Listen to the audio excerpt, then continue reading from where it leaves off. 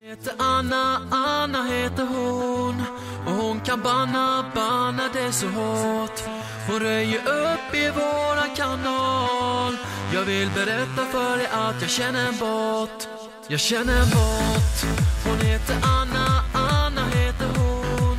Och hon kan banna det så hårt. Hon röjer upp i våran kanal. Jag vill berätta för dig att jag känner en bot. Som alltid vaktar alla som är här. Och som ser till att vi blir utan besvär. Det finns ingen takeover som lyckas. Kom ihåg att det är jag som känner en bot. En bot som ingen annan slår.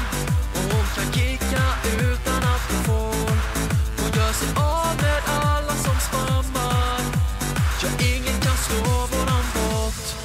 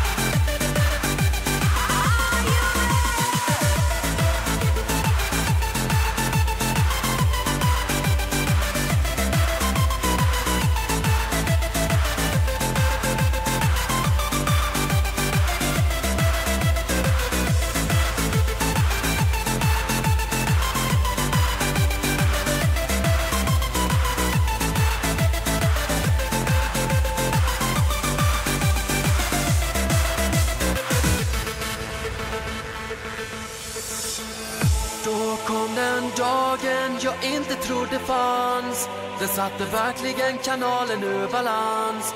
Jag trodde aldrig att jag hade så fel. Men när Anna skrev och sa jag är ingen bot. Jag är en väldigt vacker tjej. Som nu tyvärr är väldigt främmande för mig. Men det finns inget som behöver förklaras. För i mina ögon är hon alltid en bot. Hon heter Anna.